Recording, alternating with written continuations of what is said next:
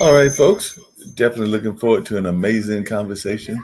Looking forward to letting folks know about all kinds of amazing things that are going on here in the world and all of that. As a matter of fact, we've got an artist that's coming at us all the way from Texas who is doing some truly amazing things and all of that. So I'm looking forward to a conversation with Stud the Kid. And I understand that she is organizing a lot of great and amazing things and is a musical personality, a producer, and an entrepreneur. She is also the CEO of the entertainment consulting firm DRH Consultants. So she's looking at actually exposing a lot of other folks that are doing amazing work as well. She's actually even got a weekly multifunctional event called the Exposure Explosion Festival, which is dedicated to bringing endless opportunities while providing all artists with a vessel to showcase and market their creativity. As a matter of fact, I'm gonna have to get her in touch with my good friend Brett Chambers, who has got something similar. He does an open mic here in Durham, North Carolina, where I'm based at, that is celebrating 25 years in existence. As a matter of fact, I had the pleasure of talking to Brett earlier today, and he was telling me some of the things that he's got going on in his world and in his space. So looking forward to hearing from Studs and hearing what Stud has to say and how they even got involved in the rap world and the hip hop world and all of that. I know that I'm always fascinated by people and their journeys and all of that. So I'm looking forward to finding out more about Stud the Kid and all of that. So we're going to bring Stud in and see what Stud's got to say about how things are going on in their space. So, Stud, I see that you're in San Antonio. Actually, one of my good college roommates lives and think still lives in that area. He was originally from San Antonio, and I think had even done some work in the TV industry in Laredo. And that was my buddy Danny Hermosillo, who has worked in both nonprofits and in television as well. But he's in that area and all of that. So, just tell me, how is the hip hop world going there into Texas? Because a lot of times when people think about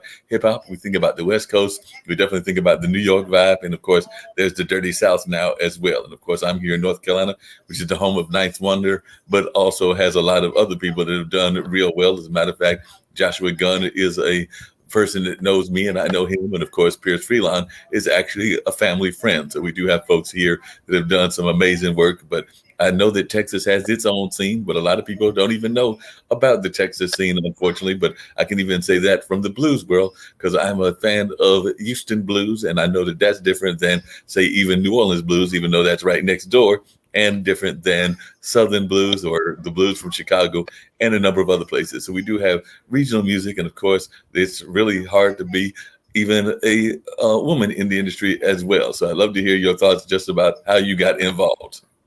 Yeah. Thank you so much for having me on, Mark. I'm so excited, so grateful. So the music scene down here, we're amping back up. So of course, COVID took us out for a bit. A lot of artists couldn't, put their craft to work right now. So we've had to, let's just be real. Entertainment life has had to adjust to more than ever the business side of things. So we've had to establish an office. We had to put in place new procedures that typically wouldn't even matter in the music world. So we had to do a couple of adjustments, but we're definitely making it out here, starting to pick back up.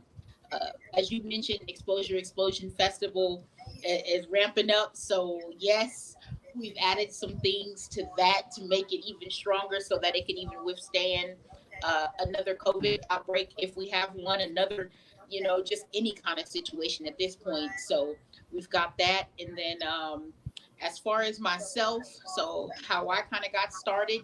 Um, I got started pretty young in the entertainment industry. Built some like other type of businesses. Realized entertainment was my passion, and just truly just ran with it. So DRH Consulting is the business side of things. Exposure Explosion, of course, obviously that's the motherboard, so to speak, that holds all the marketing, entertainment features, and you've got Stud the Kid herself, and that's just more the personal type, hosting, establishing the brand. So definitely. Wow, it's amazing. Who were some of the people that inspired you to get into hip hop and some of the things that you really enjoyed about that? Oh, good question. So, this is probably the most standard statement ever. Drake is definitely one of, to me, a great lyricist, but he kind of inspired me to go more into the R&B style genre type with artists and marketing that way. But the entertainment, I would have to say, honestly, man, that's such a good question. I'm gonna say more of like the Slim Thug, because back when I was younger, Slim Thug was a hit. You got Zero, Trey, Bootsy, all those were like my generation. Webby. So I would have to say more of those style. Back in the day, you had a story to tell, and we told it. We didn't care how it came across. That's just what we said and what we did. So more there. Wow. And, a lot of people, I've been talking to some hip hop artists from around the country, even around the world. And I know a lot of them have been using social media. So I was wondering, how important has that been, even in terms of getting your own word out? I've become a big fan of Clubhouse, and I've met some artists that are even using that as a platform to become known in the world. But I've also seen people using Facebook and other things. So I was wondering, how have you managed to do it, and how important has social media been to getting your word out? So the thing about me, I guess I'm more old school. Old school, to me, old school work best. So I focus on commercials and marketing companies, actual marketing companies. So I believe commercials work. I believe, new, a lot of the new ways, social media is so saturated. So I try to stay away from so much social media marketing because everyone's doing it. And since everyone's doing it, when you are in the hip hop field, it's not just you dropping music, it's 1,000 other hip hop artists as well. It's not just you who has a label, it's a million other labels dropping their label information saying, hey, sign to me, sign to me, sign to me. Even my connections. When I get on Facebook, I tend to even shy away from talking too much business because I have 1,000 connections who do similar businesses and we're all saying the same thing. So, at this point, it's so saturated. I don't even try to focus on social media. I try to focus the parts that everyday people use every day. So I'm more about when you walk into the airports, you should see logos, signs, and our name that makes you go, I wonder why they're on, the gas station pump. That's what I target. I target your everyday life so that way you hear Well, and see and stuff like that. now that makes a lot of sense. Now I know that other conversation is happening in particularly the hip hop world, but I've seen it in jazz, seen it in blues, and other things. Is the way that women are represented and the way that women are portrayed and everything. So I'd love to hear your thoughts about that because I've definitely heard some people complain that there's too much objectifying of women in some of the videos and also in some of the lyrics. So as one that is a pioneer woman in the industry, what is your reaction when you hear those complaints? So, funny enough, I am learning that right now that is today's time to be a sex symbol. Let's just call it what it is. It's a sex symbol. They want you to be a sex symbol. You have to be skinny or thick in all the right areas, as they say.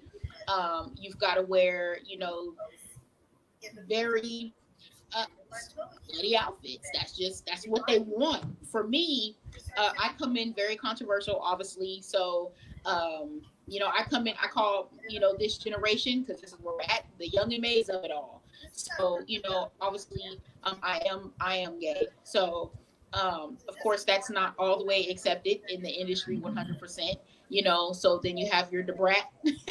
So, and then Debrat, she's a great example of someone who still has that sex appeal and then someone who can change and alternate who she is and what she is in the industry. For me, I'm probably coming in a little awkward because I definitely believe that I'm having problems. I mean, because again, when people decide to work with you, they typically go off how you look, not your credentials. So, but I'm learning to make sure my work outweighs what I look like because I know that, being completely who I am isn't completely accepted yet. No, definitely. And you mentioned that. And sometimes we also have folks that use differences to be dividing factors. I remember hearing about the Netflix controversy with David Chappelle, where he made basically attack those out of the transsexual community and is definitely an African American comedian. But I was just wondering your thoughts about this divide and conquer kind of mentality that also sometimes seems to happen in the entertainment space, particularly as one that is in that kind of like proud of all of your parts of your identity.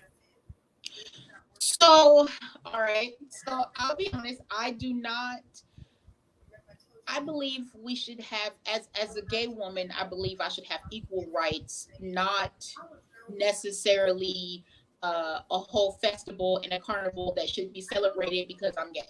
So I believe that, accepting is, can I marry who I want to marry, whether it's a man or woman? Yes, that's all I needed. Thank you for your acceptance. We can keep going. I think that for the gay community, in that gay community, I think sometimes I don't necessarily agree with needing all the extra. Like, I don't think I need a different restroom. I don't think I need, to have a parade. That's, to me, that's a lot. And that's it, because you don't really do that for straight couples. I have yet really, even in just San Antonio, I don't see a straight pride. So, we're not, and sometimes I think there's a difference between wanting to be accepted and wanting to be admired, if that makes sense. I want to be accepted, not admired. So accepted is the ability to, do what it is that I need to do without further complications. Admired is, I'm expecting you to bend different things because I feel I'm above other things, and I'm not trying to be that. I just, want to be able to marry who I want to marry. Let it go. My taxes, that type of, direction. Just when I die, if I'm in a relationship, that my other half is able to get those benefits. Yeah, that makes a lot of sense. How would you describe your own music? Like I said, if you had to describe it, I mentioned the different styles, and of course, definitely different people have different styles. But if Stud the Kid had to describe her music, like one of the things that I told some of your agents and everything when I was talking to them is it definitely seems to be what I consider to be activism music, meaning that it has some spirit of also getting messages out, but also having fun. But that's just my description. I was wondering, how would you describe your music? I would definitely say it's both. I do try to stick to the fun side. I do focus more on producing. I like to use the instrumentals that I put into my everyday commercials, because a lot of times when I put music out, I'm putting it out based off of producers I work with. So Ozzy Lennon is one of those. Shout out to Ozzy. He's the one that created Her Way instrumental, and we produced that and put that together. And so when I use that for my commercial, that was wonderful. And so definitely the playful, fun, but serious has a message. Most definitely. Now that makes a lot of sense, and I can definitely see that being important to what you're doing and everything. Now, in terms of the idea of even performing in this age, because we're in the middle of a pandemic. I've got a friend who's a funk musician. He actually did a concert about 2 or 3 weeks ago. He actually did a poetry event this past weekend, but he did one. There was a funk and craft festival, but I do know there was a large time frame where he was not feeling he was getting enough of ability to even get his band together, because the band is actually scattered. It's not just himself here in North Carolina, but it's bandmates that are in various other places. So as an individual artist, it's probably not as much of a problem for you because you're primarily individual, but there are times that you want to do performances with people. So I was just wondering, did the pandemic affect you as a musician, and how did you get around it?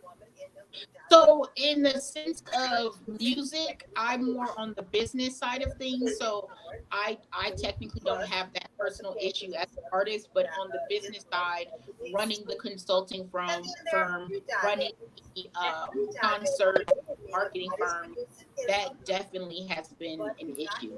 So, and it has been a challenge. And like I said before, you definitely have to grow with today's times and learn to adapt and plan ahead for the future. So, surprise everyone, we realize we can get a national, disaster. Now we have to plan for that. So now we know we can get diseases that come from anywhere and affect everyone at the Mhm. same time.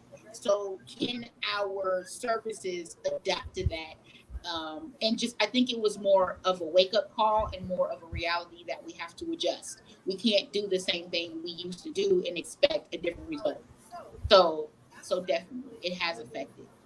That makes sense. You actually brought up something else that I've talked about with a lot of artist friends of mine, which is this concept. And I'm glad you keep bringing up business because I think that a lot of people are very good at the show aspect. I don't know whether it's visual artists or whether it's performing artists. We're always good at the business side, and they do call it show business for a reason. So I was wondering your thoughts about that and how good or what brought you into the business side and even learning about the business side, because I find that even some of our elders in the entertainment world don't oftentimes know enough about the business side, and we've even seen that in the sports world as well. That's why we have some athletes that were making millions that are now pretty much broke and everything along those lines. So I was wondering, what time in your life did you decide that business was going to be almost vital to what you're doing? So one good lesson, I think people have to understand is that if you don't know how something works, how can you continue to push it? Mm. So it's like, I want to know how something works. So if it breaks down, I can fix it. I want to know how something works so I know where my money's coming from. The bigger thing came from, I want to know where my money is coming from. I want to know how to keep my money, and I want to know how my money is going to grow by doing this. At the same time, now taking it even deeper, how can I take the concept of this and turn it into even more money? Well, that comes with understanding again the full process. So I think for me, it's just a desire to want to learn the processes of things, the desire to want to take something apart, put it back together, but also how to make it better. It's like why we have 1,000 different vacuum cleaners, because someone built a vacuum, that vacuum cleaner took off, and someone said, wait a minute, I can take this apart, redo it. Well, if I can do that, I can add on a new piece. Now the suction's even better. And so then it turned into, now you don't even need to push it. You can just press a button and the vacuum cleaner goes. And then it was like, wait a minute, if you could do that, I could turn it into a Rumba. You don't even have to touch it. It just vacuums on its own. All you got to do is download an app. So for me, it's just looking at the processes of things and taking that concept to how can I take this concept and make it better? Now that makes a lot of sense. Did you have family members that also grew up in music, and were you the kid that was always involved in music? And did you find this musical connection at an early age? Like I know some people, even in the hip hop industry, were definitely involved in their church and things along those lines, or they may have had family members that were in the church as well. So is this something that came to you naturally because of family ties, or is this something that you developed from listening to other artists and you just decided, hey, I can do it as good as they can? Where did the impetus did this dream come to for you? Honestly, it just came from not necessarily family. I think it was just more started off as a way to escape the everyday life for me. So it became a way to just have a focus. And then honestly, I think the entertainment is good for people with disabilities like myself. So having autism, entertainment is the perfect field because it's one of those you can deal with people when you want to. So, and then when you don't want to, you have things in place. So that's the best way I could say, it really works out to my advantage. And then it allows me to, it's nothing like stepping out here in the crowd, getting the crowd going. My anxiety's super high.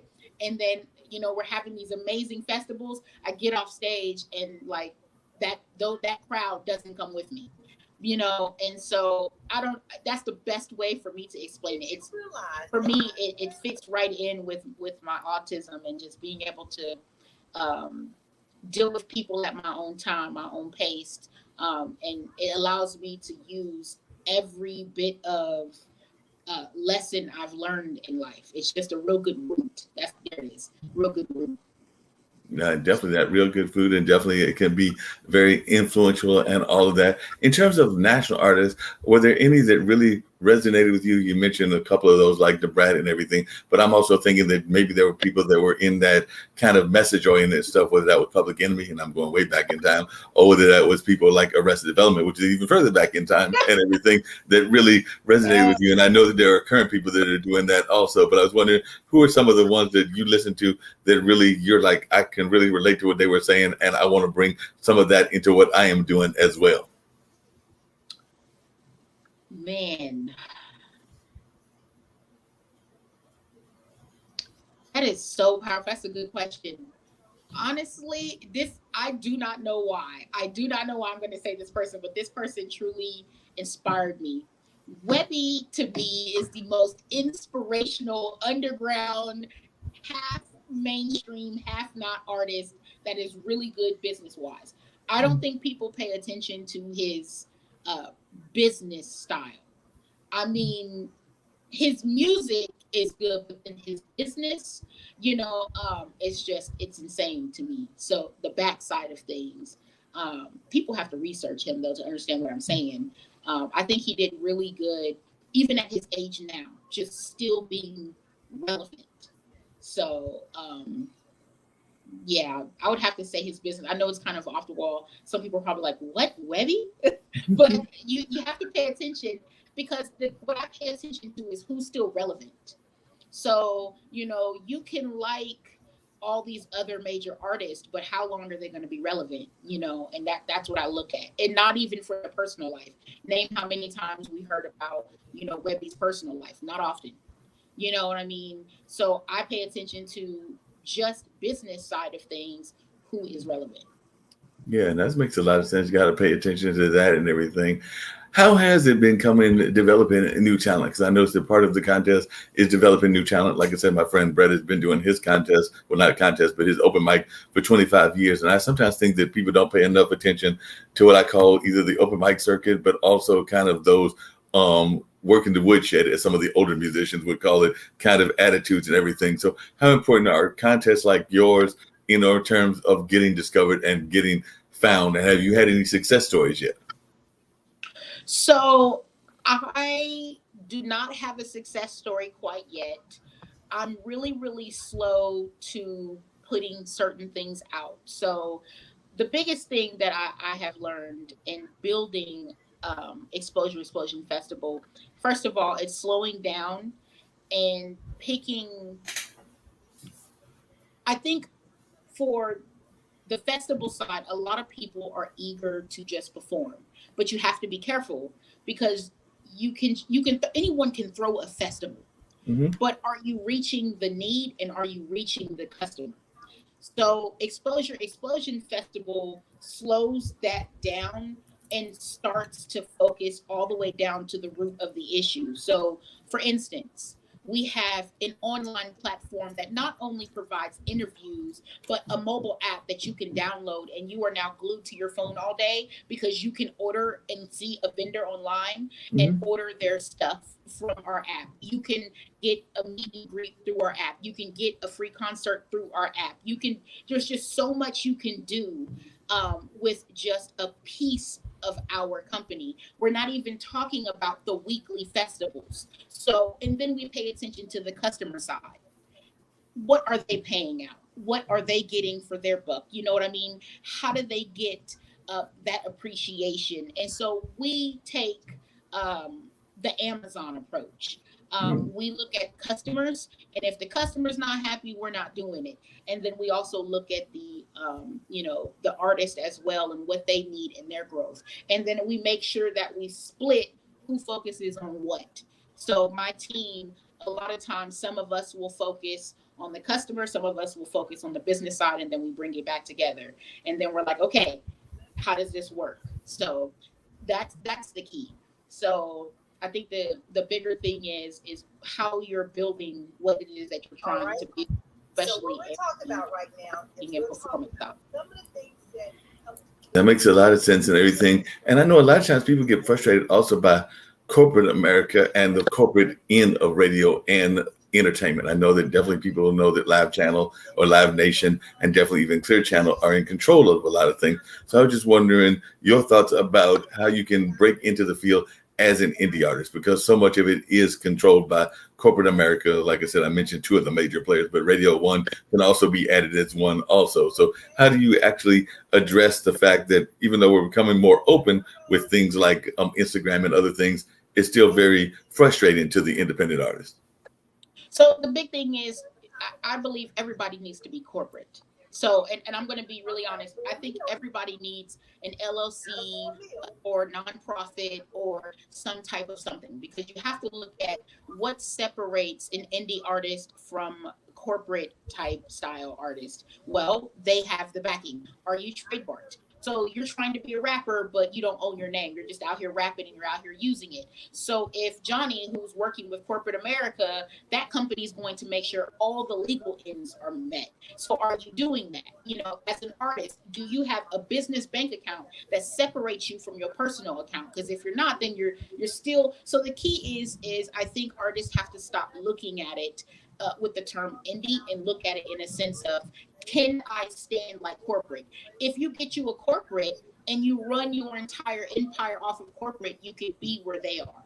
You know, you can get on those type of services. No one wants to work with Johnny because they have to look at his personal credit score. But now you can get an artist who has trademarks and an LLC behind them, and they're willing to work with that artist because they're protected. They have those services in place. And so I have just learned how to operate like corporate America, but support indie artists to grow like Jeff Bezos, to grow like Elon Musk. That makes a lot of sense. You definitely have to have that growth. You have to have that growth space. I know one of the other things that happens is that sometimes people get frustrated by the negative voices, the people that are actually listening and not being encouraging, whether that's family members or whether that's the inner voice. So as one that has been in this game now for a while and everything, how do you address that? Because I know a lot of times we get frustrated because whether it's our outside influencers, and that can even be members of our own family, or whether it's that inner voice is telling you that you're not going to be as successful as you would like to be and all of that. How do you fight that? So that is such a powerful question. I am the most negative person known to man. So with that being said, the roles are flipped for me. My family now has been my big support. They do believe in the vision. They do support the vision. Not everybody has what I have. I will say that right now. And it took me a long time to get what I have right now. And honestly, I didn't even get it. It came to me. It was forced upon me in a way that I think I had to be willing to lose myself to accept what I have now. So honestly, negativity is hard to lose when you're in this industry. I mean, any industry, really, but it's really bad out here. And so the advice I would give the artist, learn to shut yourself off. So one thing I have had to learn how to do was cut my phone off, cut off all electronics around me, focus on my family, or focus, if it's family that's the problem, you have to learn to shut yourself off. Get you a hotel and take a moment to yourself, remembering your goals. So I always make my goals higher than what I've already reached. You have to have those goals and stay focused. Staying focused is not easy, but negativity can be difficult. And you can be negative to yourself and break yourself down. I've done it. So I can't tell you how many times I felt like giving up because, I didn't want to deal with something because people were just coming at me left and right. So it is challenging, but when you're committed to the goal and you're committed to the industry, you have to learn how to sell yourself to it, and I think people started off right when they said you have to sell yourself to the industry, but then they were saying it wrong to outside. They kind of took a left turn.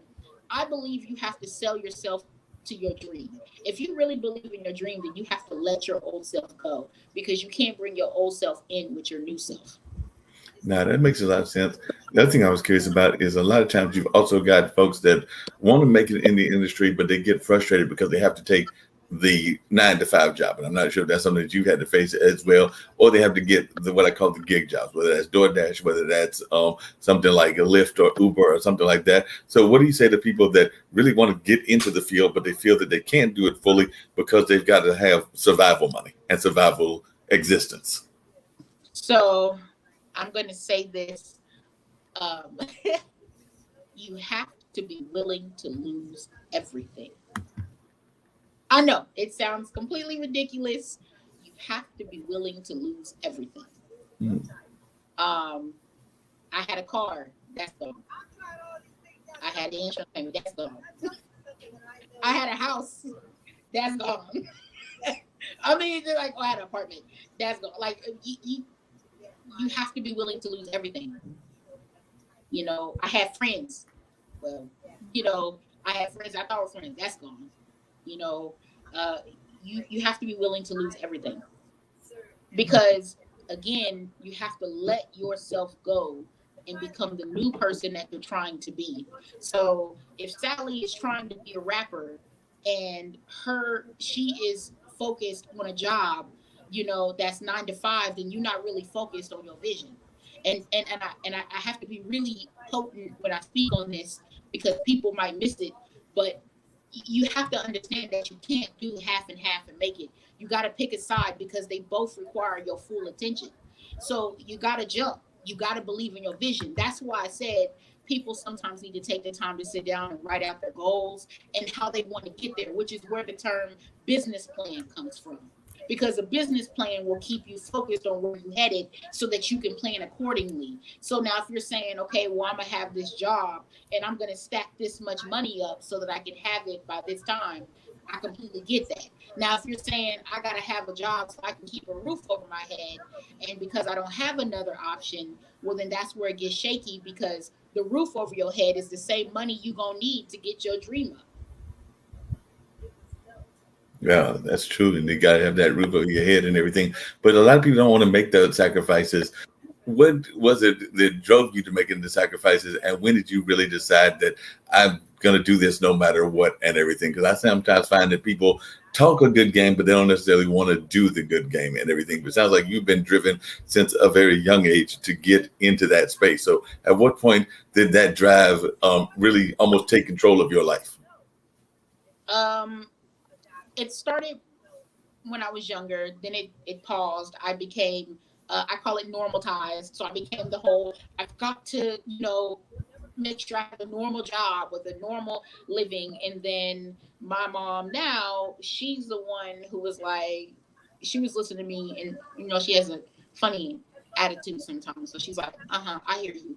So what we're going to do is we're going to get rid of the house because, yeah, this is unnecessary payments. Like I said, you have to have that support. So you got to have support. So please don't just walk off your job tomorrow. You know, you got to have the support. You do. So again, that's why I said I'm blessed now because I wasn't back then. So I'm blessed to have that support. So, man, support is a big thing. So that's what drove me now because, you know, like I said, in order to make it, you have to lose everything. You have to. So Yeah. the person I am right now is completely different than who I was even just 6 months ago. Who I was 6 months ago, we wouldn't even be having this conversation.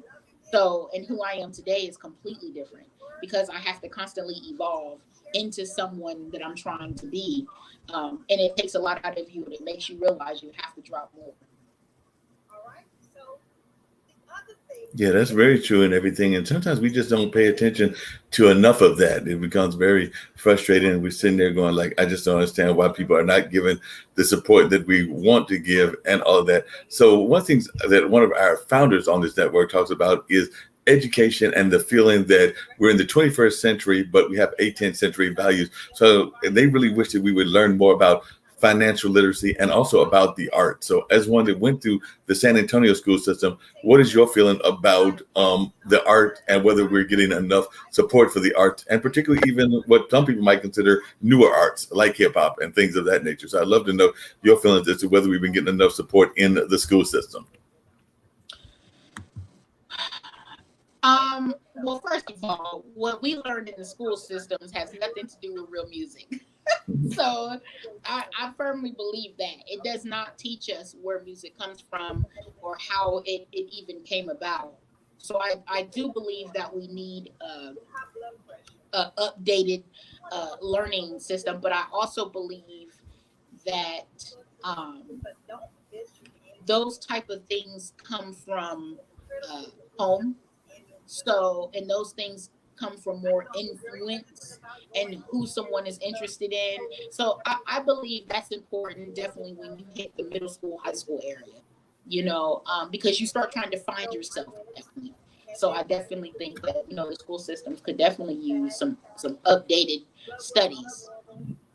No doubt about that, and I want to continue the conversation with you and everything, but we're going to take just a little brief of a commercial break. So I'm going to bring some spots of about a process that I actually am a big supporter of called Genius is Common. It's actually the belief that we all have a genius in us. So I'm going to bring up a couple of these spots, and then we'll come back and continue the conversation in a few minutes. But I did want to bring up a few of these spots, and then I want to ask you about this concept, which is that we all have a genius within us. But I'll let you hear the spots before you make a comment about it. Okay. So when I heard about the whole concept of Genius is Common, it was something I had to be a part of, just simply because it's a way to articulate what I already do with the young people, right? Giving them the power to understand that their voice has power, that their truth matters, they matter. We all have gifts, and my genius is helping others to explore and unlock those gifts. I think my greatest genius is being a dad, though. But with this right here, we're gonna take you on a little journey into John Paul's world. This is my genius, and my genius is common. Word.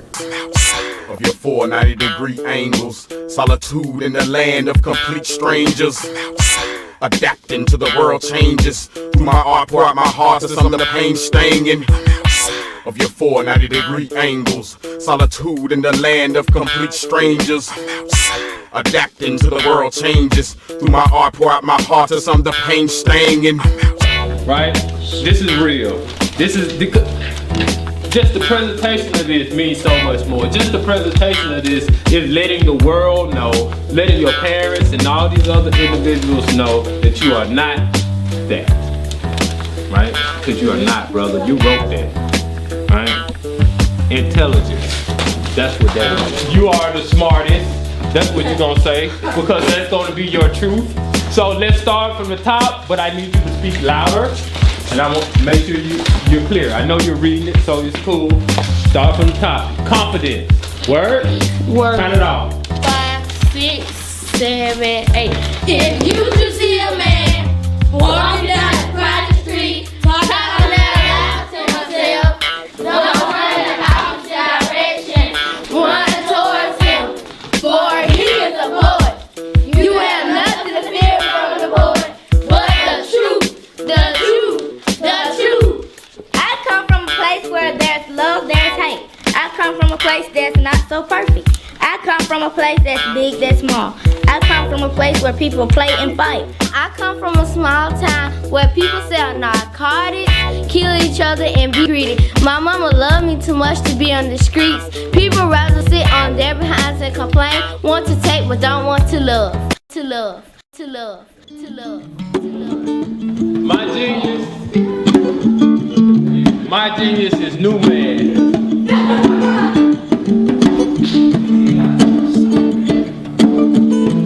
Sweet home Alabama, where the skies are blue. Sweet home Alabama, Lord, I'm coming home to you. Tell me about it. See, I am from the land of ham and grits, where we stay caught up in it, where we ain't quick word for shh. We stay flowing our emotions down in these sticks. We keep dirt on the tires, taps on the telephone wires, and everybody you meet is potential liars.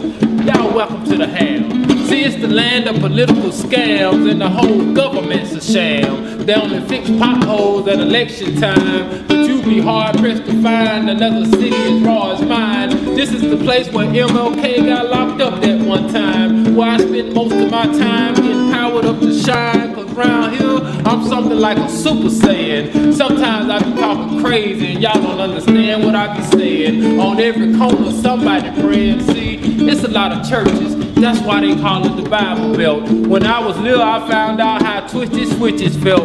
It snows sometimes, but it always melt, cause we stay hot down here in what? Sweet home. Genius is common. My daddy said that this right here is grown man music.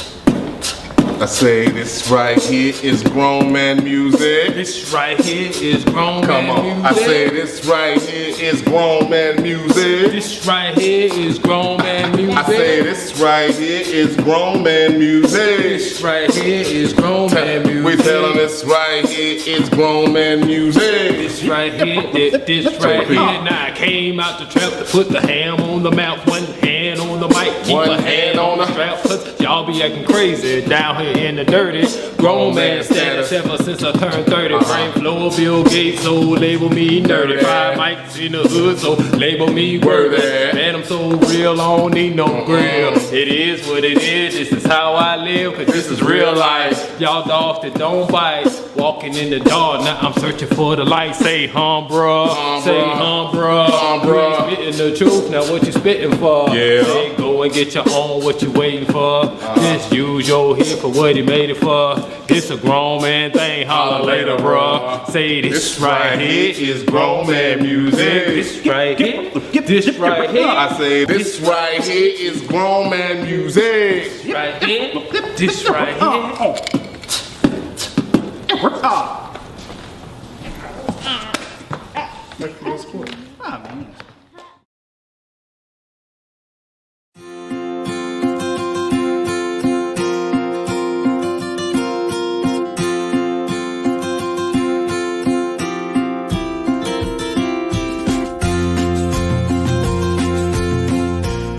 Hello, my name is Rochelle.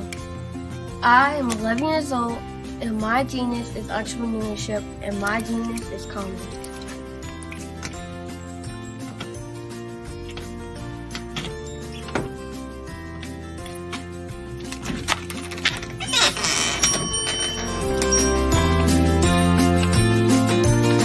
I have been hard at work, and my genius said the age of 8 when I asked my parents to buy me an ice cream cart for my 8th birthday. Why? Because I love ice cream, and I knew that 99.9% of the world loves ice cream too.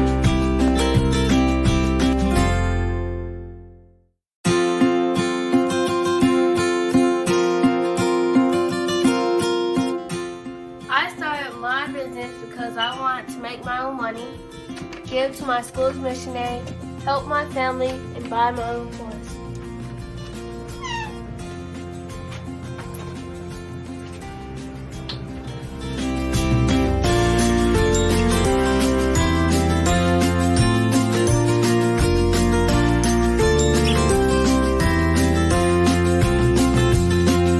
While working in my genius, I have learned a lot about business and what it takes to be successful. I quickly learned that hard work, determination, and perseverance are the standard qualities you need to succeed.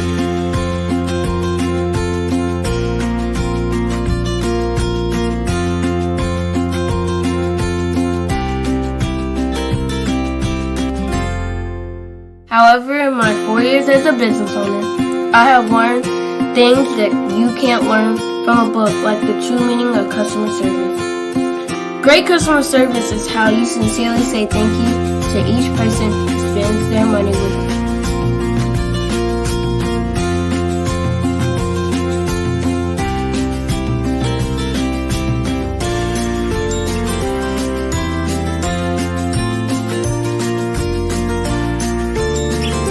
I have learned that there are more people praying for me to succeed than those who are not. I have learned that people are always watching and are expecting great things from me. I can't imagine letting them down.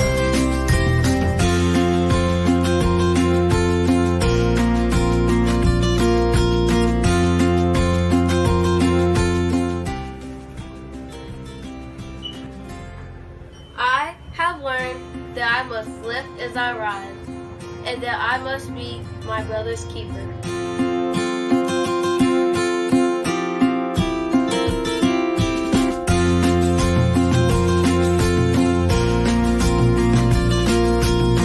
I've learned that it's very important to give back to the people, the causes, and the community where I live. I have also learned that once I become a billionaire, I will be well on my way to becoming a billionaire and to changing the world by providing jobs and opportunities to others.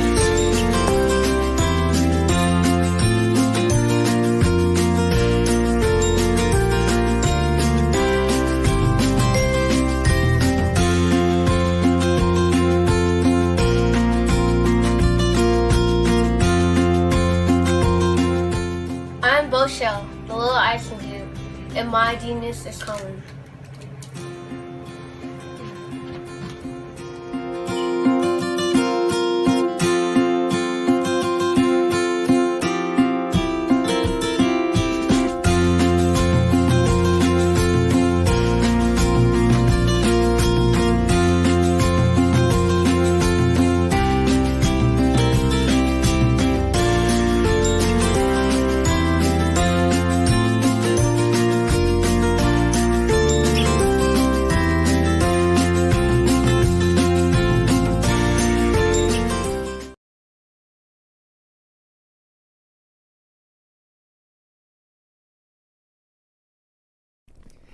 Hey, what's up, everybody? My name is Jay Hollingshed.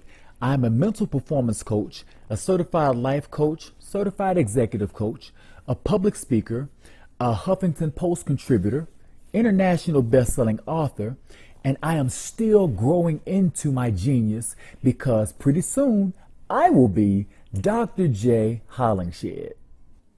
None of the titles that I just ran down to you would even be possible if I didn't tap into what you and I both have in common.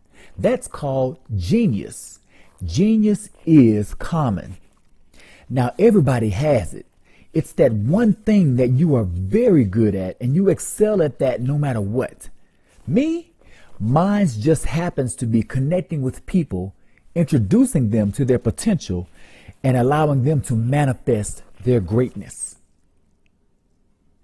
Let me ask you this. How long are you going to let your genius be on hold? Don't wait. Be great today. Start now. Exist as your genius. And through love, be a blessing. This has been Jay Hollingshed. Genius is common.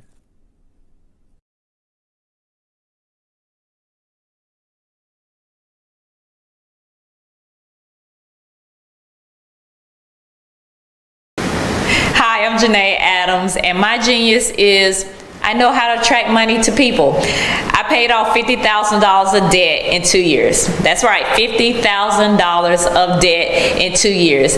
Now I travel the world as an international speaker and the author of 2 books sharing my story of how I did exactly that step by step. Not only am I a speaker, but I also do financial wellness programs for corporations, and I have an online platform and online courses for individuals around the world. So that is my genius, and of course, genius is common.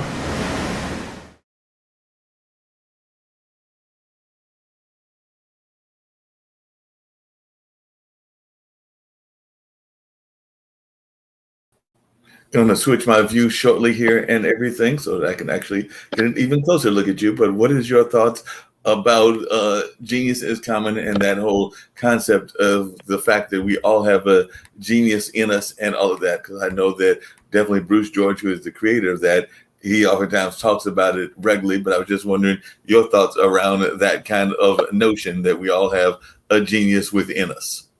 That is excellent. That is great. One thing I noticed is that everybody had a legal business minor. So that's what I was talking about. You know, having that backing, that business backing. So I think it's a wonderful notion, a wonderful concept. I think that the pieces fit. I think that was awesome. Yeah, I agree. They definitely fit and definitely is a powerful thing, even with your own message and everything of that nature. Now, I know that you're primarily based there in San Antonio, but I was wondering with the way that you're doing the explosion and everything else, because we do have an international platform, this being the international broadcast media, how much of a reach are you trying to get, even with your own goals and your own music? So, how much of the music has gotten outside of the San Antonio area? And have you had any contact with people on that global front? And would you like to have a contact with people on that global front? And if so, how are you going about doing that? So, yes to all of those. First of all, I would love more connections. I always say your connections are your investment and your wealth. So, all the connections are welcome. Every connection I meet is worth $1 million in my eyes. So, definitely, we do, and we are reaching those international platforms. National. My goal is, I want people in Africa to hear me. I want people in Italy to hear me. I want people, in towns I've never heard of and places that don't have internet to say, for some reason, we are getting explosion out here. I want it all. So I am very happy with the reach we're starting to get and the height and the levels. Because when I tell you, mark my words, this same time next year, Explosion Festival is going to be everywhere and every very huge. Yeah, definitely. It's going to be everywhere, and a lot of people are going to be noticing it and everything. One of the things that I love about your mission is that you're trying to use the music to solve and help solve a lot of programs. Because, like I said, when I got the press release and when I heard about you, you were talking about using this music to deal with things which I know are important in San Antonio, but they're also important in areas like Durham and in California and a number of other places, like the housing issues that we've got going on that have been coming out of the pandemic, like the whole issue around our folks that are facing hunger, which I definitely think is a shame in a Western world and all of that. So I was wondering, how are you going about doing this? Because a lot of ways that even your team talks about you is as a creative visionary. So you're using your music to help us deal with some very serious world issues. And I just pulled out two of them, but I know there are other ones as well. So I'm just wondering, how are you going to use these tools in order to get that message out? So, wonderful question. So, first of all, attached to us, we first focus, like I said, on the need of our clients. So that would be artists, vendors, etc., models, all of that. We addressed housing, healthcare, food, transportation. I mean, the list goes on. Childcare, colleges, all of that. So our company decided it was best if we opened up our own hospitals, clinics. So Explosion Festival has its own hospital, clinics, schools, housing, just everything known to man. We have everything you can find in Little America. We have that in our America as well. That's what they call it, Little America. So we have that in our little platform as well. As far as for customers, we literally focus on the customer side of things by coming to our festivals. So things we do during our festival and also outside of our festival, Coats for Kids, food drives. And I'm not talking food drives like the food bank. I'm talking in-depth foods that we can say we know you guys eat and need, in services that offer that. Our clinics do those type of drives. So literally coming to our festival is a need for not just the musicians, but also the customer side. We aim to solve those issues on both fronts using all methods. And it looks like you've almost built a model. Like I said, I'm here in Durham, North Carolina, which is the home of one of the Black Wall Streets. There were several. There was one not that far from you in Tulsa, Oklahoma, and all of that. So I was just wondering, how much of that history have you used even in creating the platform and in terms of telling the story? Because I sometimes feel we don't do a great enough job of telling our own narrative. But I was wondering, how much of that past history did you already know about and did you use in creating your model? So I am just now working on starting to tell my story and my truth of how I started. A lot of times, I make the mistake of just talking about the business, and that is a gap that I just recently started tapping into, which is giving my truth and how I got here. So that is something definitely new for me and something I am working towards. Definitely. And speaking of that truth and everything, you mentioned it earlier, being a person that is part of the LGBT community, how do you feel it is important for you to be proud of that identity, but also to share the truth and not necessarily put up with some of the BS that goes on from not just the hip hop industry, but the music industry in general? So I was just wondering, how much of that truth do you try to reveal and use as a advocate tool, even in terms of getting other people to tell their truth in that space? I think a big part of who someone is learning to accept who they are, and all sides of it. So I'm definitely working on learning to appreciate who I am, and including my sexuality, and learning to get comfortable in who I want to be, but also keeping that same spin that I have a freedom to my own desires. So again, not getting so tapped into what everyone else wants me to be, but also staying true to myself in a sense of who I am. Yeah, that makes a lot of sense and everything. At what point did you decide that you wanted to not depend? Because it seems like you did kind of a Prince move, in the sense of you didn't want to necessarily go the traditional sign up with a label, and you created your own label. So at what point did you decide that was going to be the best move for you? Because a lot of people aren't always going to do that, but it seems to me that one of the things you realized is that if you were going to wait for the major labels to come get you, that might not happen. So why not create your own? And that's what it seems that you did. And I just want to know, at what point did you make that decision?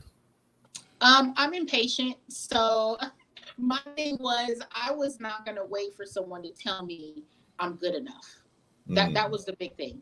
So when I created Tama Industries, the goal was, I'm already good enough. The question is, do I understand again how this piece works so that I can put it together myself? So I studied how to develop a record label, put all the pieces together, own all my pieces, and the next step was just establishing it. Now I get paid by the label. So that's the goal. When I push myself, does all my money come back to me? That's what I wanted, and then some. So that's the key. Just me really focusing on, I want all the parts, not some of the parts. I want to cut someone else a paycheck too. I want to be able to teach someone the process. And so that's kind of what it was. I'm impatient, and I want it, and I want it now. And speaking of wanting it now, you had also created your own independent television show. So I wanted to know more about that too, which is Stud Kings and Queens Club TV show. So definitely I'd be interested in knowing more about that and how that came about. And who knows, maybe we can bring it to International Broadcast Media, because they gave me programming proxy, which means that I can definitely help them find shows and even bring shows to the platform. So just letting you know, depending on what the show is, it might be able to find a home here as well. So they do give me that kind of proxy and all of that. So, wow, I'm so happy you brought this up. You have no clue. So, Stud Kings and Queens is my baby. So, technically, this show has a couple of parts to it. So, the first version of the show is, it is about, so, you see the Bad Girls Clubs. That's the best way to look at it. And basically, we are kind of like, you have a bunch of women who are considered themselves studs, like the LGBT community, and their goal is to make it in the entertainment industry.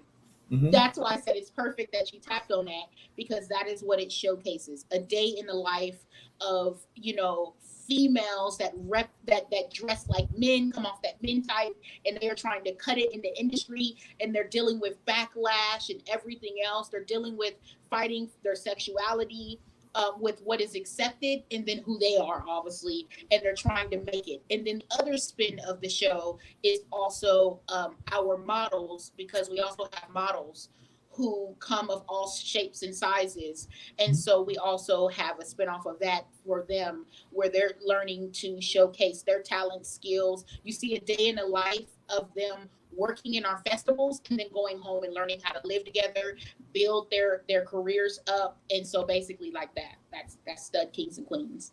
Well, like I said, I know that they're all about trying to bring people from around the nation and around the world, but in all different styles, because we are not all monolithic of any sort. So I know that they've definitely got people from different nationalities, different the two genders, but different orientations, different styles and everything. So definitely, I do know that they've given me proxy. So I think that I can definitely say that that is something we can talk about bringing on to international broadcast media. Because I do know that they want to try to have these kind of conversations going on a regular basis. And it does sound like y'all are doing some amazing work in that.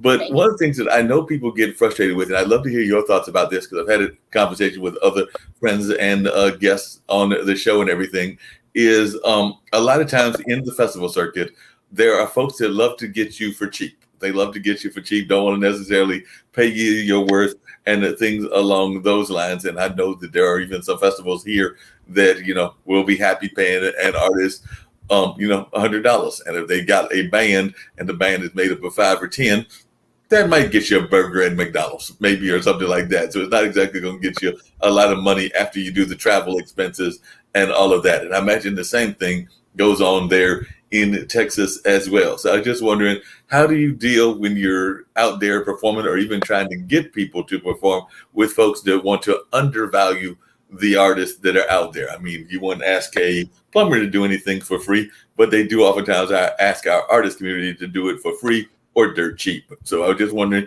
your thoughts on how you fight that. So the first thing that I remember is that in entertainment, there's an invisible credit score. So because there's really not a way to determine right off the rip an artist value besides their fan base, their reach, etc. So I try to tell artists, you have to keep in mind, you have this invisible entertainment credit score, and they're judging you by all these different factors. So if you don't reach a certain credit score, they're going to ask you to basically jump like, okay, we're going to pay you either low or none, so that you're going to have to prove yourself that you can handle this.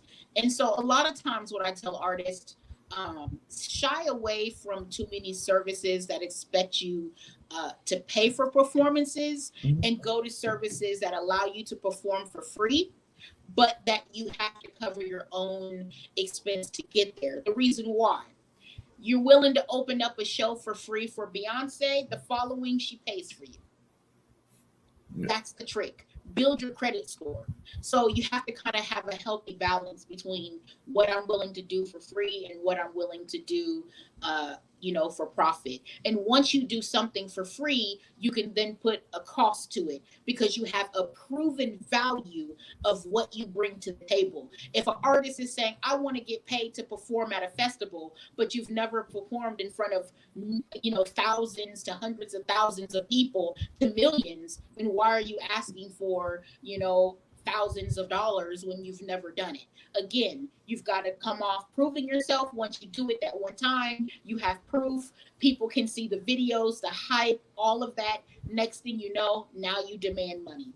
Do everything first in a promo in mind. If I do it like this first, I build my credit score. Now I can expect money. Yeah, that makes sense. Definitely a great attitude and everything. What's one of the best shows in terms of being an opener, or even being a fellow person on the ticket with somebody that Stud the Kid has done so far and everything? We do know, like you said, Beyonce is definitely out of Texas, but I was just wondering, what are some of the shows that have really resonated with you so far because of who else was on the ticket, maybe that you opened for, or that you had a chance even to sing with?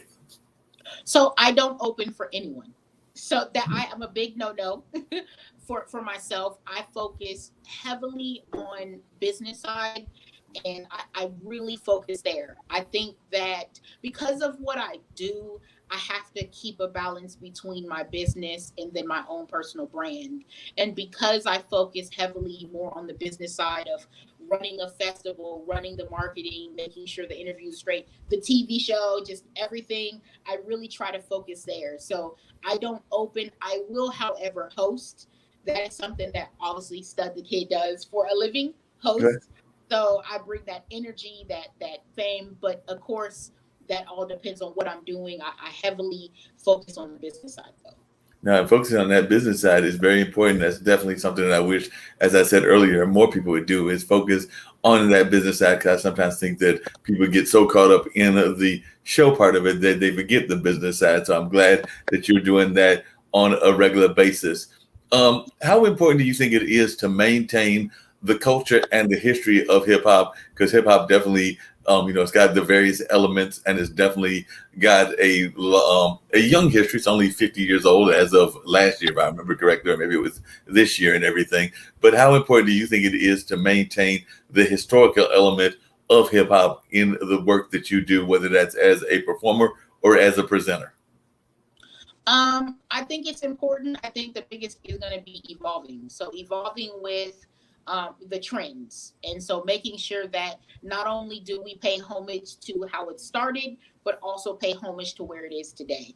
And I think sometimes what happens is we have gaps in what we really mean in studying hip hop. So we're more than willing to talk about the Tupacs and the Biggies, but we're not willing to talk about the Little Pumps and, all of that.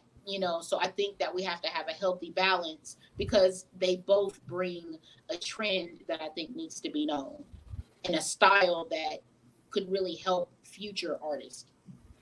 And what are the trends that you're seeing now in hip hop that you are kind of studying and seeing coming about and everything?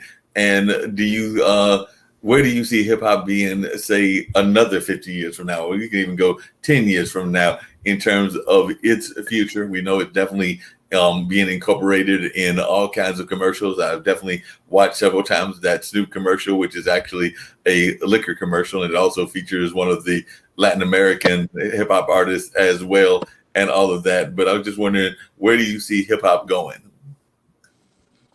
Hip hop is taking some detours.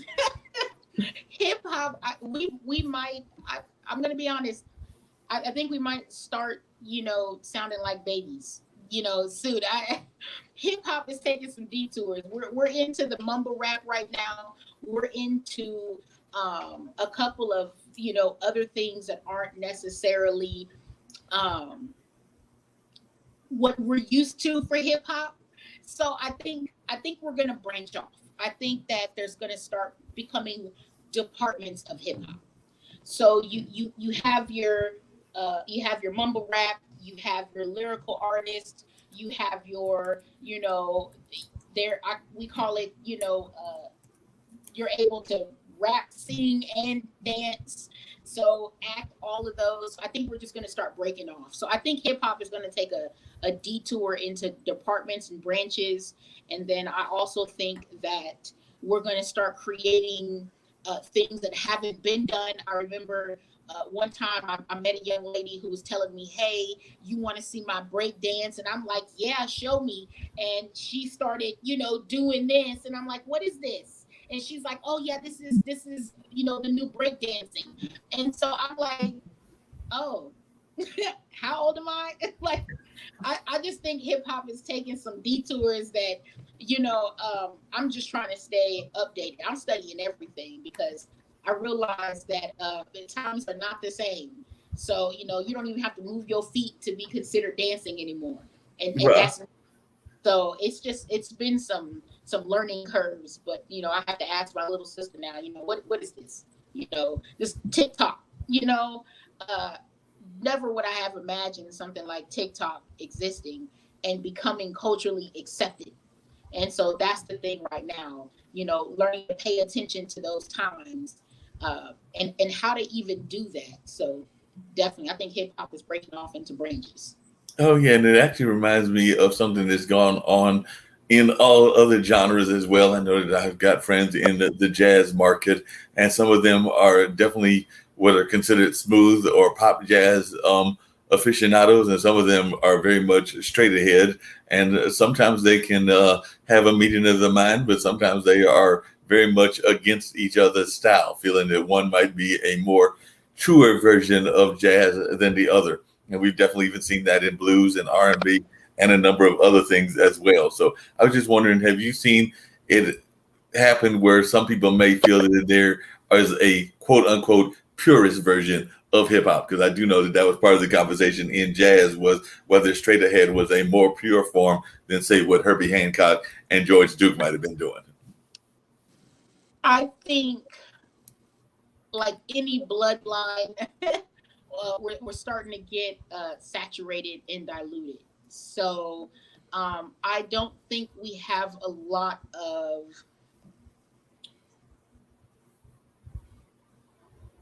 pure rap from back in the day. And if we do, they're taking forever to come out again. So, or they're getting pushed behind because of the new accepted style. So it would be nice to have some of those old school, rap back out right now. But we just, to be honest, we don't have the same old school feel. We are literally in a whole new bloodline of rap. It's not even the same.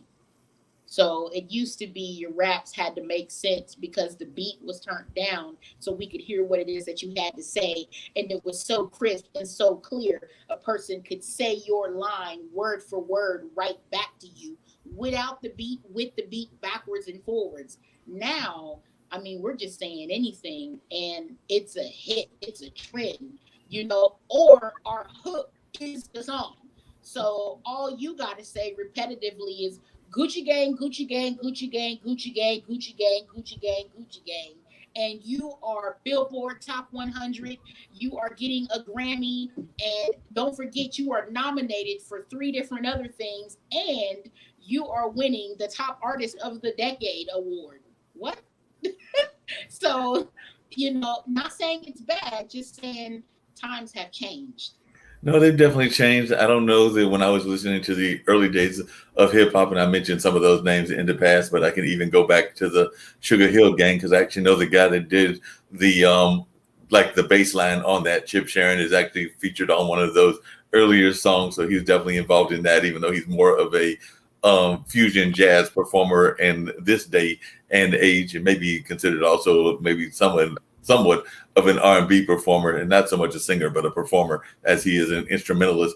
But definitely, I agree that sometimes I'm going like, what is this? And I'm sure that there are folks that have said that with the generational differences and everything. But what are your thoughts? And I know it's been an issue ever since Tipper Gore brought it up way back when, decades ago and everything, when folks want to restrict what people are saying based on how it might be offensive. Because there are some people, I'm not going to lie, I'm a fan of both of some of the lyrics as well as some of the things that they were saying, but a lot of people did not like the name NWA, and a lot of people didn't like a couple of other names that were out there as well. So what are your thoughts about people that get offended by words like that? And there have even been some words in the LGBT community, like that F word, that have also been used in songs as well. So I'm just wondering your thoughts about negative words that are used in rap, and whether there should be an attempt to get people to curtail that. Ooh, music is literally about freedom of speech. I think that we have a habit of taking it personally. If I would have known back in the day that when my mom was listening to R. Kelly, it meant I was finna have a little brother or sister, I would not have, been listening to R. Kelly, so, I think that, the only difference between this generation and the past is that, this generation is just saying it, and the back generation hinted it. We had a different way of speaking about it, but you heavily knew what was implied. Right. There's a meeting in my bedroom. Well, what meeting we going to? Because I'm I ain't trying to be late. This right. generation is more blunt. Right. We finna go in my bedroom.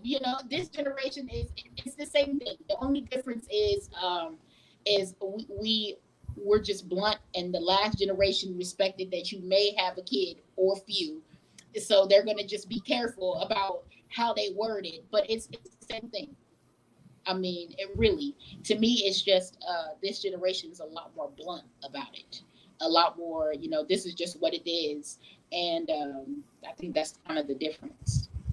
It's interesting you say that, because I can definitely agree with what you're saying, because definitely I can remember, like, there's a classic song about a chair. And I can tell you the song really isn't about a chair. It's really about a woman's backside, but the chair is used as a analogy for what they're talking about and everything. But they're talking about the chair as if it is an actual chair, but that is not literally what the song is truly about and everything. But on the opposite side, there are some songs, and I'm definitely a fan of some of them, because I'm a fan of what some people call Southern soul. And there are some songs in that are literally very blunt. I would say they are as blunt as hip hop, because definitely Marvin Sees, when he says stand up in it, I don't think that leaves much to the imagination. And there's a young lady from, I want to say Texas actually, that used to have a song. Vicky Baker is her name, and I think she's out of Houston, and she stopped her career, then she restarted, and I think it's been restarted again. But she had a song called "Don't Give Me No Lip," and the line that I remember the most is the kind of the hook song, which is that she wants the person to do something below the belly button but above the knees. And if you know the female anatomy, that doesn't leave you much choice to tell you what the song is about and all of that. And that is literally what the song is totally about. So there are some very blunt songs even in the blues world and everything that they don't leave much to the imagination either if you listen to the lyrics. I've also think about Miss Jody, who talks about riding a pony, and I don't think that she's really talking about a pony in that song if you listen to the lyrics. That's how I feel about Genuine. I thought, growing up, I'm like, oh, okay, I like, jump on it, let's get it. I'm thinking, oh, this is great. And then now, as an adult, I'm like, oh, no, I don't want to get on one of them. So, like, now it's more clear. So definitely. And it's interesting you bring that up, because that's one of the things that I even saw in old movies. Because like I said, I am a fan, and I remember probably when he was even little younger than I am now, and I'm in my late 50s. So let's just say it's 20 or 30 years ago. So he would have been in his 50s at that time when the first Shrek came out and everything. And my dad brought me and my younger brother over, and this was before my brother had his two kids, because I don't have any. But when he brought us over, he was basically pointing out to us that, yes, it may look like a kid's movie, but there were a lot of double entendres within Shrek that were clearly geared toward the adult audience. And if you watch back and you see the movie, you're like, okay, I get it now and everything. But at the time, the kids were watching it. Ants is the same way. So I happened to watch that movie, and I said, oh my God. No, I know what you're talking about. There's so many. Yes. No, that's so true. There's so many of those double entendres that people don't catch. And it does seem like, and as a business woman, I was wondering what your thoughts about this, because it does seem that there are some people that are masterful marketers and everything. I would actually even argue that, and this is just my thought, I've said for a while now that I think that some of the things that people are bringing up now, even with some of the conspiracy theories, no matter what you believe in them, whether you're pro or anti-vaccines and everything, sometimes they've already told us some of this stuff in the TV shows of the past. Because I remember watching and being an adamant fan of the X-Files and also of Twin Peaks and both of those shows, but more an adamant fan of the X-Files. If you go back and watch some of those episodes, you're getting there and you're thinking to yourself, this looks like the 21st century right now. So there are some storylines that actually remind you of stuff that is happening now. So I sometimes think that the Hollywood producers might have some government agent friends, but that's just my personal thoughts and everything. So I think that they must know somehow the way to get these stories before the rest of the world gets them and all of that. But I was just wondering your thoughts. I live my life around The Simpsons. I firmly believe The Simpsons know the future. So I pay attention to them because I believe I do believe that we get signs. I have to be careful because but I do believe that we do get signs that tell us where we're headed. And so I believe The Simpsons are a part of that trend. So I watch The Simpsons faithfully. So because I feel like they're my answers. And they probably told you, because I do remember that it came up several times when the last president got elected, that the Simpsons had predicted that Trump would be elected in one of those past episodes. I don't remember watching it, but as a Simpsons fan, do you remember this episode? Because I think that there was an episode where they elected him, and apparently he did some crazy things like he did in real life as well. But I've heard from some of my Simpson fans that there was an episode that was historical where they predicted that he would be president a long time before he was. They sure did. They predicted that. They predicted the coronavirus. They predicted so much. So I watch The Simpsons. That's how I know what I need to do next. Okay. So I did not realize, what episode did they predict the coronavirus? Because I had heard about the Simpsons episode, but they had an episode where there was a virus. Oh yeah. If you watch The Simpsons, it's like, again, it's one of those subliminal messages. They don't necessarily call it what it is, but you know what they're talking about. That type of thing. So I have literally sat down and watched that. I watch Futurama. I feel like they're warning me too. So, I watch all those little type, but Simpsons for sure. I'm not exactly sure which episode, but I do watch The Simpsons faithfully, and they do talk about half of the stuff we're going through. Wow. And how did you survive, or how has San Antonio been surviving during this? Because I'm even wondering how you're able to survive in Texas, because I know that we brought it up in our news stories as well as everything else. Because if there is a repressive state, don't get me wrong, North Carolina has its moments and everything, because we had the whole bathroom bill. But if there is a repressive state, particularly with women's rights, with what y'all are doing with the abortion and with some other things, I'm going like, are you ready to move out of Texas? I'm just being honest and everything, because Texas seems like it's a scary place to live at this particular moment. Because I've heard about what they're thinking about Roe versus Wade and some other kind of deals with people's rights and all of that, particularly their rights to choice, whether that's around the vaccine, whether that's around the rights of choice in terms of women's rights and all of that. But I was just wondering, and that's just two that come to my mind. I know there's some other repressive laws that I was going like, no, Texas may need to break off and become its own country, but that's just my thoughts. But I was wondering, how have you been dealing with Texas and the Texas mentality as one that even lives there? Honestly, it's getting dark. It's getting dark in Texas. I really do not agree with the state trying to tell women what to do with their bodies. You're telling women they're not allowed to get on birth control. They're not allowed to have abortions. They're not allowed, and I think that, we're fighting the very countries doing this to their people. We're starting to go into that, and I think that for me, it is scary because, I can't fathom the amount of women that go through abuse every day, and they are now forced to have to deal with that because the government says, oh, this is what you have to do, or the state, should I say. And I think it's really wrong. And I think that, there needs to be more voices and more people speaking up about their rights. And I think that, I think that there's a lot more to come from this. And I think there's dark days ahead, to be honest. So right. Yeah. That there's going to be a lot of things that come out the woodwork that, I don't think as a community we're quite ready for that. And speaking of a community not being ready for anything, last year, and definitely we had the George Floyd trial. I think that there's some things going on in politics, like maybe even a bill tomorrow that'll deal with some things that hopefully will make policing better in Minneapolis, where that took place and everything.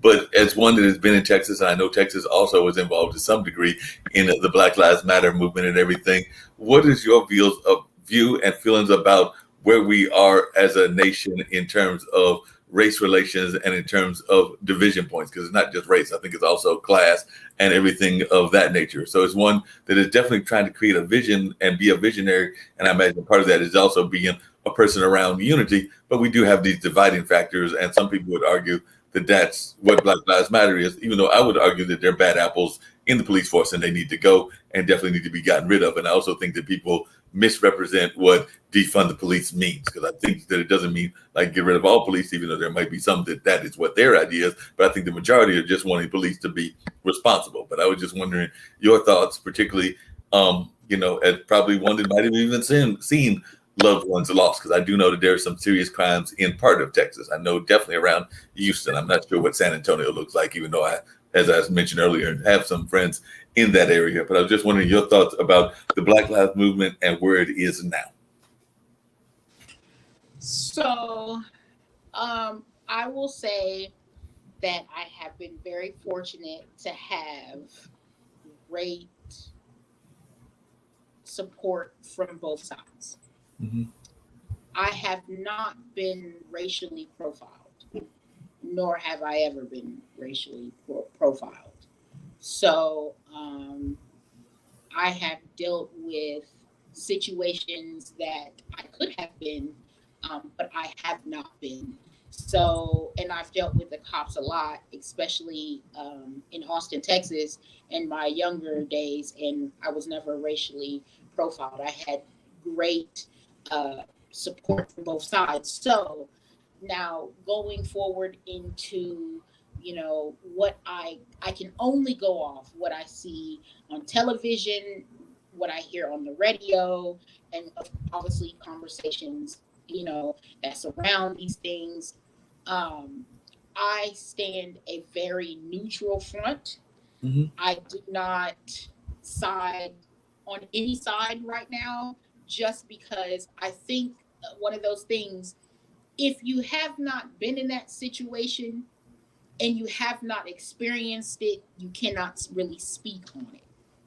So because I have not been racially profiled, I don't think that I can speak on it enough to say what I believe, because in my belief, well, I've met a lot of wonderful, white cops and black cops, but also I have had a lot more help from, the white side of things. I have had a lot more help than from my own African American people, to be honest. So I can't really, it can get a little tricky because I've had more help from whites than I have blacks. So I can't say that, either or I think that, they're just trying to do it. I can't speak on it. That's the biggest thing. I just can't. I think I wouldn't be the best in that ground quite yet. No, that makes sense. You actually, and I'm going to switch the topic and everything. You mentioned Austin, Texas, and like I said, Durham has had a very rich musical independent community, meaning that they've got all kinds of music, whether it's hip hop, whether it's indie rock, whether it's definitely even some musical forms that people might not even be able to identify with that much, because we even have like a polka group, and we've got some groups in terms of Irish jig. I'm not saying that they're a lot of them, but there are music bands in all of those styles, and of course a strong jazz scene and a strong blues scene. And a lot of times when people compare a place that has a similar indie music vibe, Austin is the first one that comes to mind. So I was just wondering what it was like growing up there in Austin and seeing these different styles of music, and did that influence your hip hop journey as well? Because I'm imagining that you probably saw some amazing indie rock groups as well as some amazing indie R&B groups, and not just the hip hop groups. Because when I think of places with a strong indie music scene, Austin is definitely one of them that has always been out there as having that kind of reputation, along with maybe Nashville and some other cities like that. I absolutely love their rock side of things. I think they have great rock music. I love their jazz. I think Austin has excellent jazz festivals. I have seen nothing like it. I think it's wonderful. I think that the people there are great, and so I love Austin. So as a whole, their music scene is wonderful. I think they're a great place for people who are trying to get started, for sure.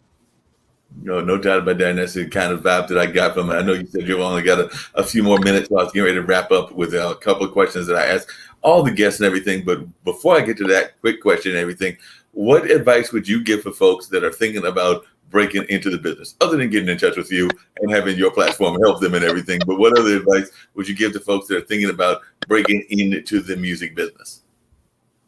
I would tell them the first step is analyze your goals and where you want to be. Build a business plan. Do not just start jumping and you don't know where you're jumping to or where you're going. Have a plan of action and decide, is this a long-term goal or a short-term goal? Because that will help you dictate what you need to do next. So a business plan is a big part of everything. If you have a business plan, you can jump right away because you already know what it takes and what you need to get there. If you don't have a business plan, sit tight, think about it, process it, build a plan out, type it up, erase it again, start over, relook at it, look at where things are headed. Do not look at what's happening now. Look at where it's headed.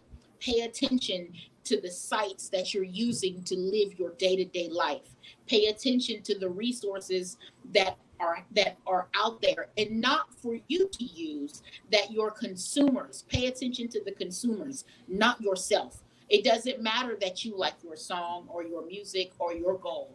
Pay attention to what the people say they like and what they need. You'll be just fine. Yeah, that makes it good. That's some great advice and some amazing advice I think more people need to take and all of that. Now, one of the things that we always do is we definitely give our guests an opportunity, and hopefully we'll get you back on because I love having guests come back multiple times and all that. And who knows, maybe we'll be having your show come on the platform because I just gave you a hint that is a possibility and all of that. But that being said, how can folks reach you currently in the world of social media in order to learn more about this amazing festival, about the amazing work that you're doing and all of that? And then the closing question that I ask everybody is, this is an international platform. We've got folks that are listening in like around 150 countries or something like that. And of course, all 50 states and everything. So we always love to have people give their message of hope and positivity. We do know that we've been going through a very difficult 2 years, and who knows, it might be another year of difficulty, even though things do seem to be opening up, but that could also be opening up another can of worms if we don't pay attention to the variants and other things that are happening out there as well. So what message of hope would you give to folks, and how can they reach you? That's the long and short of what I'm asking. So basically, you can reach me by looking up on Google Exposure Explosion Festival. We are everywhere, all around the world. You can look us up. You can also download our app, Exposure Explosion Live, Exposure Explosion. Contact us. You can just do that. You can call our office. You can even email us, info@exposureexplosionfestival.com. There are so many ways. Google us, research us. We're everywhere. Google me, research me, Study Kid. I'm everywhere. And we will definitely get back to you. As a message of hope, please, please stay strong, stay well, stay blessed. Know that you are not in this alone. You are listening to this podcast for a reason. So we hear you, we see you, we're standing with you. Do not lose your drive in this industry. Do not lose your drive in yourself. Stay focused. We hear you, we see you, you are not alone.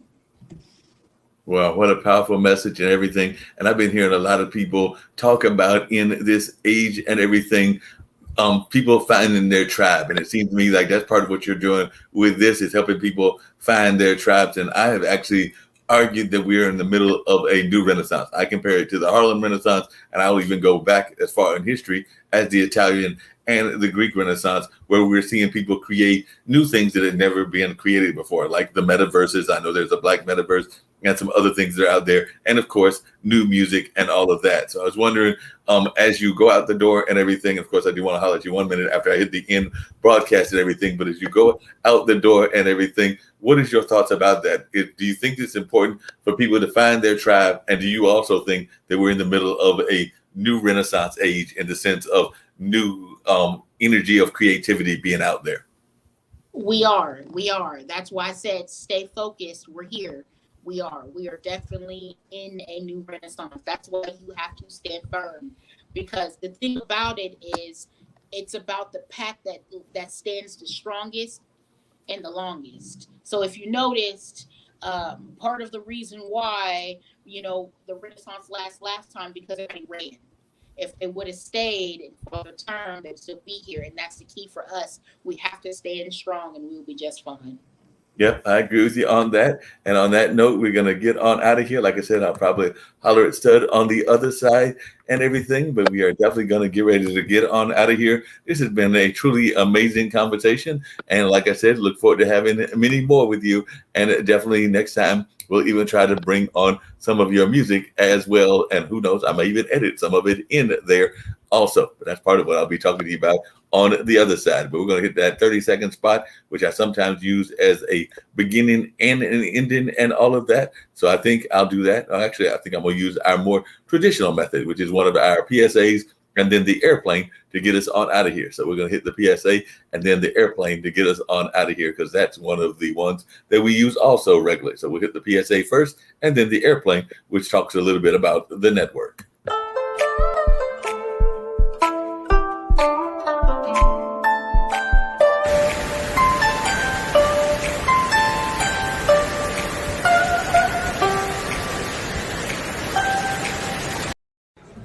Put the keys down, Kevin. But I'm gonna drive home. There are several warning signs present that you shouldn't be driving. I guess I have really been looking for love in this dating app. Yep, I'm definitely gonna call a ride home.